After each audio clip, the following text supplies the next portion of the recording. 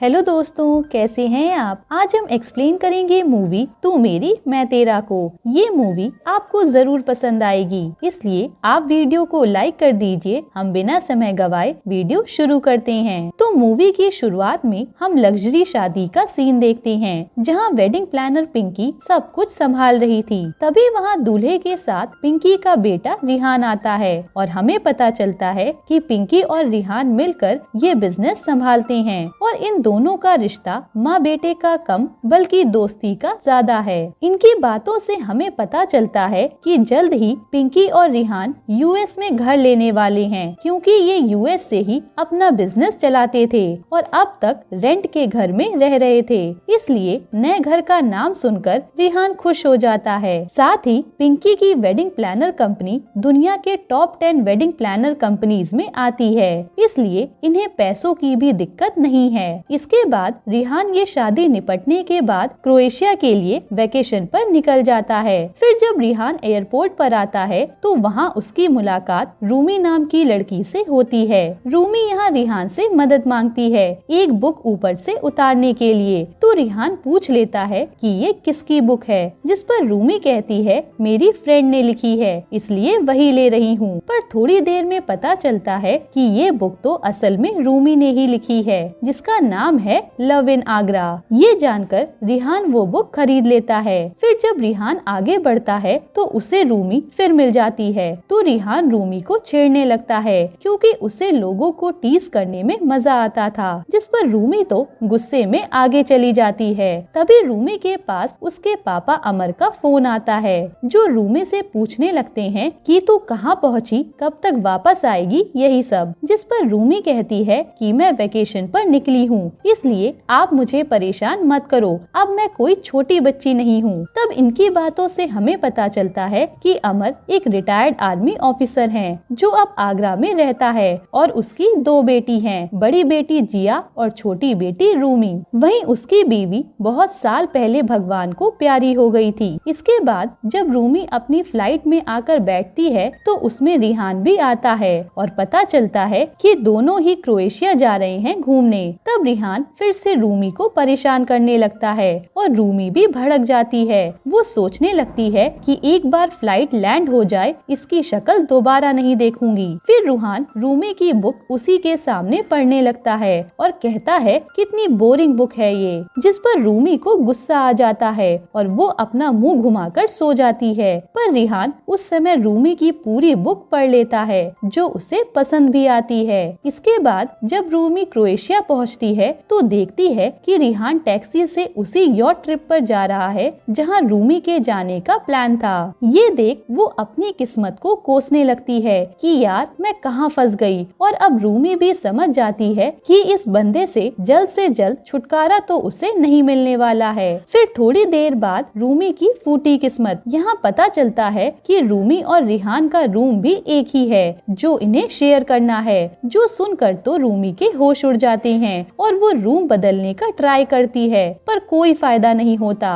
और ये सब जानकर तो रिहान को मजा आ रहा था। फिर जब दोनों साथ में होते हैं तो इन दोनों की फिर से लड़ाई होने लगती है, जिससे रूमी परेशान हो चुकी थी। इसके बाद रूमी रात को डिनर करने जाती है तो वो खाने के लिए ऑर्डर करती है। तब उसे वो खाना एकदम वाहियात लगता है। इस तरह से रूमी 1-2 ऑर्डर और करती है, पर उसे खाने में मजा नहीं आता। अब उसे समझ नहीं आ रहा था कि आखिरकार खाना क्या है। तब वो रिहान के पास आती है, जो मजे से अपना खाना खा रहा था। तब रूमी पूछती है कि तुम्हारे पास कुछ इंडियन खाना नहीं है, जैसे थेपला वगैरह। तो रिहान रूमी का मजाक बनाने लगता है, जिससे रूमी भड़क कर चली जाती है। थोड़ी देर के बाद रिहान रूमी के पास यॉट पर आता है और साथ में खुला आसमान देखने लगता है। फिर जैसे ही इनकी थोड़ी बात होती है तो रिहान रूमी को थेपला देता है और बताता है कि मैंने यहाँ की शेफ को पटाकर ये तुम्हारे लिए बनवाया है, जो खाकर रूमी तो बहुत खुश होती है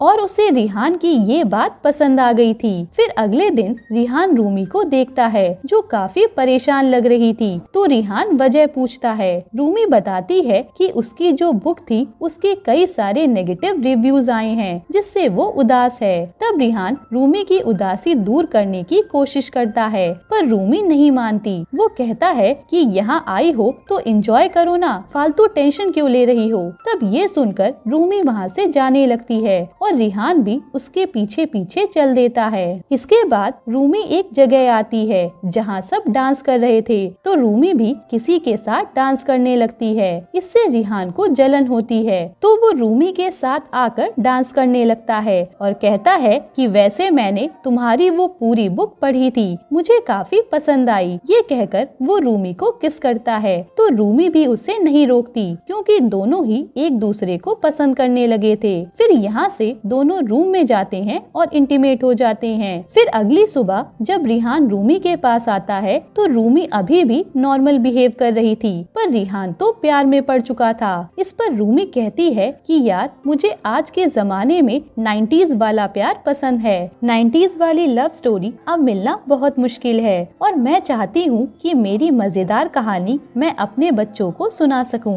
इस पर रिहान को ये बात अजीब लगती है, पर वो सोचता है कि जब तक हम साथ हैं इसे ऐसे ही चलने देते हैं, आगे का किसने देखा क्या हो जाए। फिर उस दिन से ये दोनों अपनी वेकेशन साथ में एंजॉय करने लगते हैं, जहाँ दोनों को एक दूसरे का साथ काफी पसंद आ रहा था। फिर एक दिन रिहान अपने बारे में कुछ बताता है। वो कहता है कि हम पहले दिल्ली में रहा करते थे, जब मैं छोटा था तभी मेरे पापा मुझे छोड़कर चले गए, तब मेरी माँ ने ही मेरी जिम्मेदारी संभाली और मेरे नाना नानी का ख्याल भी माँ ही रखती थी। मैं जब स्कूल में पढ़ता था तो मुझे क्रिकेट खेलने का बहुत ज्यादा शौक था। मैं अपनी टीम का कैप्टन था और कोच ने तो मुझसे यह भी कहा था कि तू एक दिन इंडिया के लिए जरूर खेलेगा। लेकिन हमें सब कुछ छोड़ छाड़ कर यूएस जाना पड़ा क्योंकि माँ को उस समय बिजनेस बढ़ाना था और परिवार को भी देखना था। अगर मैं माँ से कहता कि मुझे यहीं रहना है तो माँ मेरे सपने के लिए रुक जाती, पर मैंने अपने सपने के आगे माँ की इच्छाओं को देखा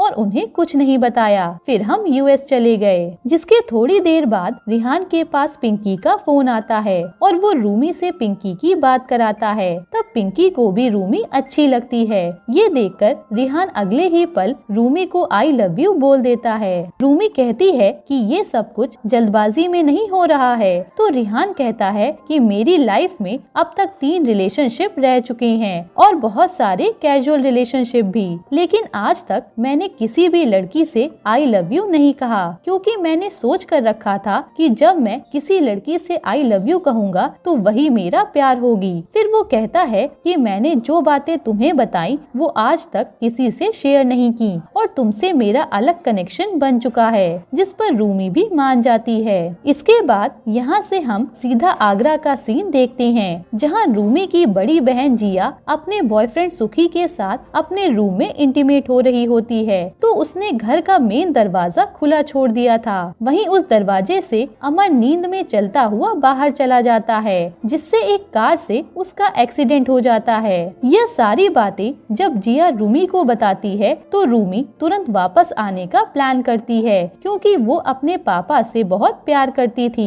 तब रिहान कहता है कि मैं भी तुम्हारे साथ चलूंगा, इसी बहाने पापा से भी मिलना हो जाएगा, रिश्ते की बात जो करनी थी। रूमी कहती है कि यह डिसीजन तुम बहुत जल्दबाजी में ले रहे हो, हमें मिले अभी 10 दिन भी नहीं हुए हैं। रिहान कहता है कि मेरे मम्मी पापा 10 साल के रिलेशनशिप में थे, लेकिन शादी होने के बाद 2 साल तक नहीं टिक पाए, इसलिए शादी तो मैं तुमसे ही करूँगा। लेकिन रूमी कहती है कि ऐसा नहीं हो सकता क्योंकि जिया से मेरी बात हुई है और वो किसी सुखी से शादी करके कनाडा जाने वाली है और मैं बिल्कुल भी नहीं चाहती कि मैं जिया को रोकूं क्योंकि उसने अब तक पापा का बहुत ज्यादा ख्याल रखा है। उसी के कारण मैं अब तक अपनी मर्जी से जो चाहे वो कर पाई हूँ, पर अब मेरी बारी है कि मैं जिया को उसकी जिंदगी जीने दूं और अब मैं अपने पापा का ख्याल रखूं। हमारी शादी होना मुश्किल है क्योंकि अगर दोनों बेटियों की शादी हो गई तो पापा को कौन संभालेगा।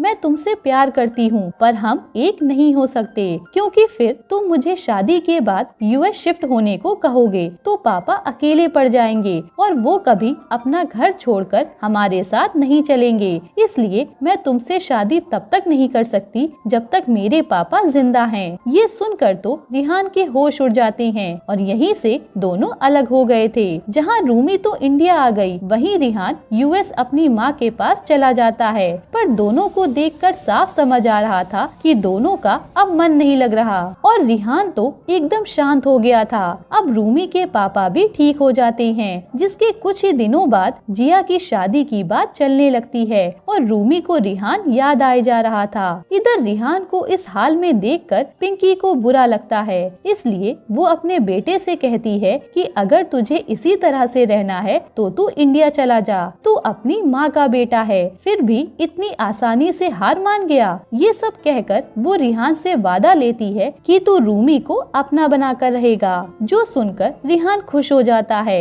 इधर आज सुखी के घर वाले अमर से मिलने आए थे, तब अमर सबको लेकर ताजमहल घुमाने लाता है। तभी रूमी की नजर रिहान पर पड़ती है और रूमी तो तुरंत जाकर रिहान को गले लगा लेती है, जिससे रिहान खुश था कि ये मुझसे प्यार तो सच्चा करती है। फिर रूमी उससे कहती है कि मूव ऑन बहुत मुश्किल से हो पा रहा था, तुम्हारा यहाँ पर आना बिल्कुल भी ठीक नहीं है। रिहान कहता है कि मैं उन लड़कों में से नहीं हूँ कि मैं आसानी से हार मान जाऊँ, अब तो हम एक होकर रहेंगे चाहे कुछ हो जाए। लेकिन रूमी बताती है कि मेरे पापा रिटायर्ड सोल्जर हैं और अपने देश से बहुत प्यार करते हैं, इसलिए वह इस जगह को छोड़कर तो कहीं भी नहीं जाने वाले, इसलिए तुम्हारी प्लानिंग फेल होने वाली है। इसके बाद सीन यही कट होता है और आज सुखी और जिया की शादी के लिए वेडिंग प्लानर को बुलाया जाता है और इस कंपनी का नाम था वगैरह वगैरह। तभी यहाँ रिहान आता है जिसने उस कंपनी को खरीद लिया था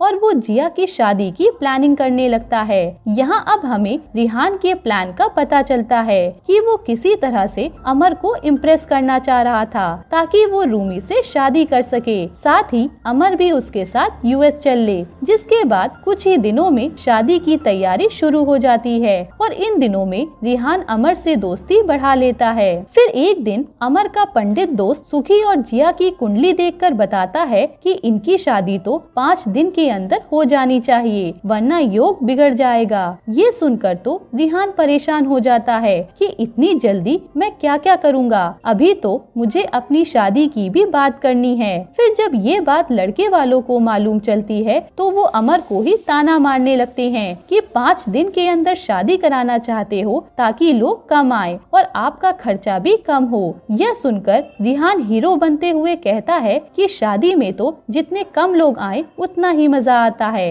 और चिंता मत कीजिए, मैं आपको एंजॉयमेंट में कमी नहीं आने दूंगा। जिसके बाद जिया और सुखी की शादी की रस्में शुरू हो जाती हैं और रिहान ने जैसा कहा था वो सब लोगों को पूरे मजे करवाता है, जिससे अमर भी खुश था। तभी संगीत के दिन वहाँ पिंकी भी आ जाती है। फिर रात को रिहान और अमर दोनों शराब पी रहे होते हैं। तब बातों ही बातों में अमर रिहान से कहता है कि तुझे मेरी छोटी बेटी कैसी लगती है। रिहान कहता है कि मुझे बहुत अच्छी लगती है। रूमी के पापा कहते हैं कि क्या तू उससे शादी करेगा। ये सुनते ही रिहान तो खुश हो जाता है और बताता है कि मैं यहाँ आया ही इसलिए हूँ और वो अमर को सब कुछ बता देता है कि मैं उससे कितना प्यार करता हूँ। अब ये सुनकर अमर रूमी से बात करने आता है, पर रूमी तो रिहान से गुस्सा हो जाती है कि पापा को हमारे प्यार के बारे में बताने की क्या जरूरत थी। तब रिहान अमर से कहता है कि यह भी मुझसे प्यार करती है, लेकिन आपकी वजह से यह इस जगह को छोड़कर नहीं जाने वाली है, क्योंकि आप यूएस नहीं जाएंगे, इसलिए यह मेरे साथ नहीं जाना चाहती।